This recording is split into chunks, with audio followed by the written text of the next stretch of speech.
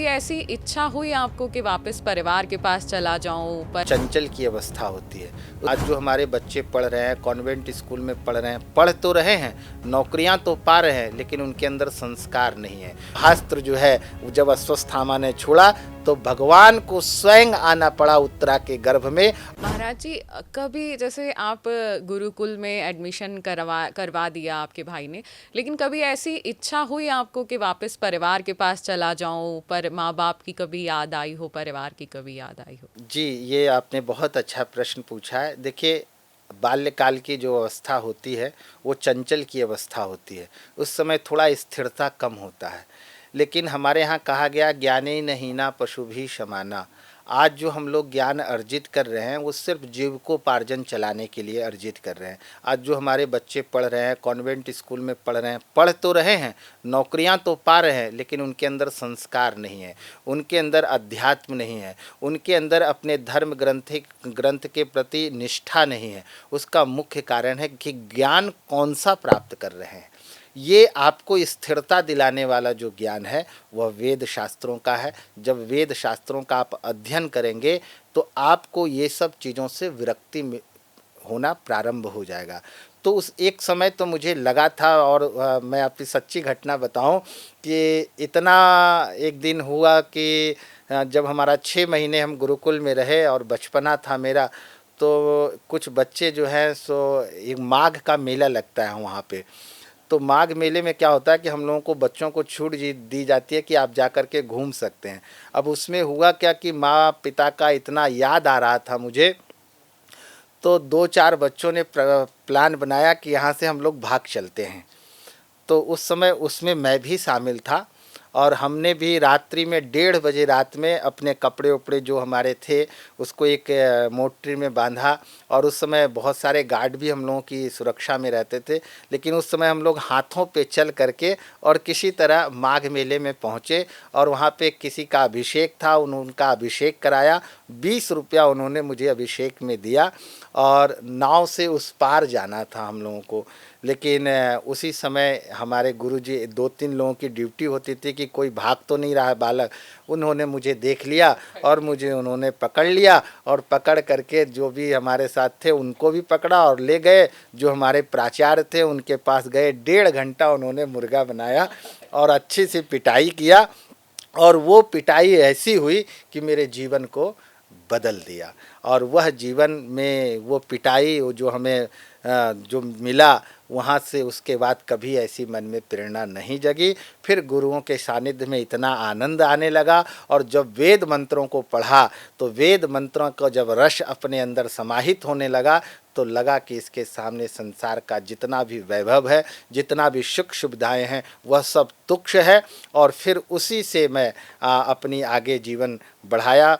8 साल जो है हमने वहाँ पे अध्ययन किया। उसके बाद संपूर्णानंद संस्कृत विद्यालय से शास्त्री किया। उसके बाद फिर हम नागपुर में गए, वहाँ पर एक हमारे प्रकांड ज्योतिष के विद्वान थे, फिर हमने वहाँ ज्योतिष का अध्ययन किया।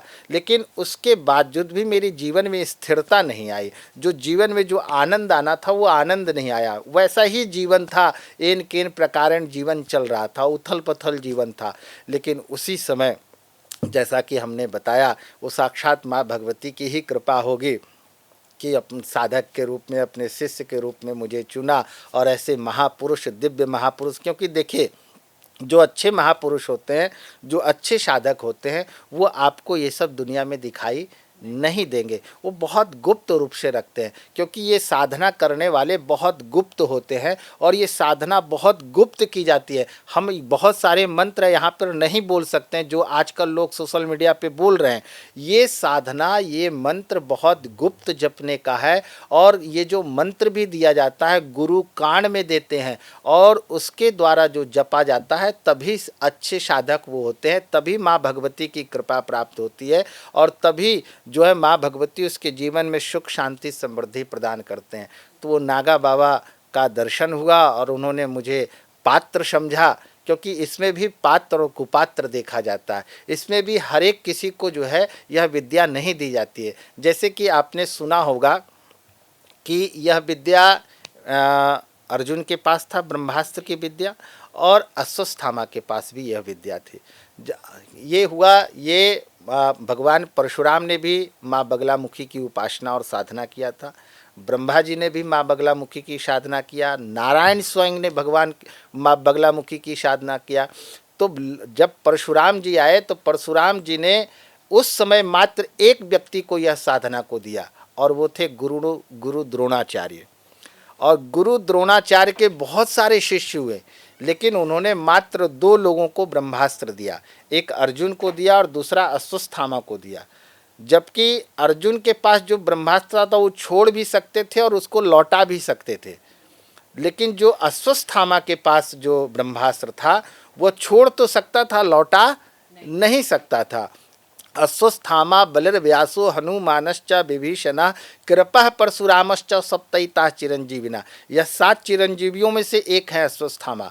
और उस समय उत्तरा के गर्भ में जब उन्होंने ब्रह्मास्त्र को छोड़ा तो कोई तीर नहीं होती है ब्रह्मास्त्र, ये शब्द ही, ये मंत्र ही, ये साधना ही ब्रह्मास्त्र होती है। और जब साधना तप जब बढ़ता है, माँ बगलामुखी की जब कवचों का पाठ होता है, जब वो साधना का होता है और जब हम उसको छोड़ते हैं तब वो जा कर के सामने वालों को प्रभावित करता है।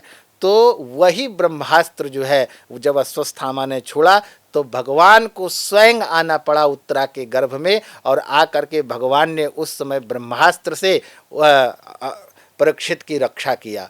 तो ये ब्रह्मास्त्र सबको देने लायक नहीं है, सब लोग इसके पात्र नहीं होते हैं जो माँ भगवती के परम उपासक हैं। क्योंकि ये देखिए, महाकाली, महालक्ष्मी और महासरस्वती 3 शक्तियाँ हैं हमारी, और 3 है ब्रह्मा विष्णु महेश।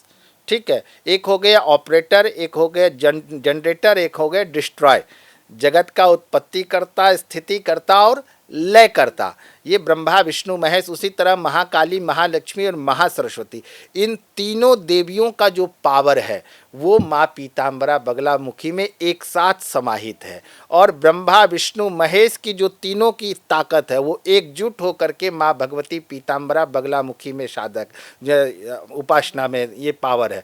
इसीलिए ये इस विद्या को ब्रह्मास्त्र विद्या कहा गया है। तो इसीलिए इसकी जो उपासना करते हैं वो सारी शत्रुओं का संहार होता है, और जो भी कामना के साथ करते हैं, बशर्ते कामना आपका मंगलकारी हो। कामना अगर कोई दैवीय प्रकोप आ गया हो, कहीं बवंडर आ रहा हो, कहीं बहुत सारा जलमग्न होता जा रहा हो, जल की वृष्टि बहुत ज़्यादा हो रही हो, या कोई ऐसी विभीषिका आ जाए जैसे अभी कोरोना नाम की विभीषिका आई थी, उसके लिए सबसे बड़ी चीज़ हमारे यहाँ बताया गया है तो बगलामुखी की साधना। अगर इस तरह की कोई विभीषिका आती है तो पहले तो ये सब चीज़ें नहीं थी, आज जो हम लोग ले रहे हैं सुई के माध्यम से, है ना, ये जो डोज लिया जा रहा है, पहले क्या था? पहले तो इसका आविष्कार नहीं होता था, तो पहले भी महामारी फैलती थी। ये नहीं कि महामारी आज पहली बार आई है, तो पहले जब हमारे यहाँ महामारी फैलती थी तो हमारे यहाँ जो साधक जन होते थे वो बगलामुखी के साधक को ढूंढते थे और उनके द्वारा माँ बगलामुखी की उपासना, और इसका मंत्र जो है वो 1.25 लाख मंत्रों का जप होता है, और बड़ा ही दिव्य मंत्र है, ओम ह्लीं बगलामुखी सर्वदुष्टानां वाचम मुखम पदम अस्तंभय जिह्वाम कीलय बुद्धिम विनाशय ह्लीं फट स्वाहा। और जो वहाँ पे सर्वदुष्टा नाम है तो आप अपने शत्रुओं का नाम उच्चारण उसमें कर सकते हैं। जब तक शत्रु का नाम उच्चारण नहीं करो तो सब आ गए। तो इसीलिए कहा गया कि अच्छे साधक का, अच्छे गुरु के सानिध्य में जब बैठेंगे तब जाकर के ये साधना करनी है, वो भी अपनी ईर्ष्या बस नहीं।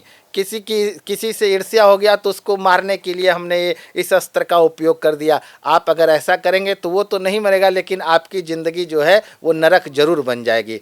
इसलिए ये परोपकाराय पुण्याय पापाय प्रपीडनम, यह विद्या, यह अस्त्र, ये साधना सिर्फ परोपकार के लिए है और लोक मंगलकारी के लिए है, स्वयं के लिए नहीं, उदर पूर्ति के लिए नहीं, अपना सम्मान बढ़ाने के लिए नहीं, अपनी प्रसिद्धि के लिए नहीं, माँ की प्रसिद्धि के लिए। और मुझे जो हमारे गुरुदेव थे उन्होंने मुझे आशीर्वाद दिया कि बेटा आपको पूरे देश में 11,000 माँ बगलामुखी का स्थान बनाना है।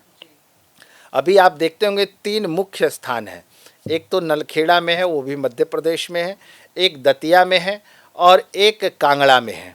और दास माँ भगवती की कृपा से अभी 27 जगहों पर माँ पीताम्बरा बगलामुखी का स्थान बन चुका है और वहाँ पे साधक लोग आते हैं, अपनी साधना करते हैं और जितना हो सके माँ भगवती ने जो आशीर्वाद दिया है और जो गुरु का आशीर्वाद है वो तो पूरा होगा ही होगा। यही मेरा प्रयास है कि देश के हर एक ज़िले में, हर एक गांव में माँ पीताम्बरा बगलामुखी का एक स्थान हो, जो वहाँ पर साधक लोग जाकर के अपनी साधना उपासना करें और ये जीवन मरण के बंधन से मुक्त होने के लिए और अपने हृदय में माँ पीताम्बरा बगलामुखी को स्थान देने के लिए साधना कर सकें।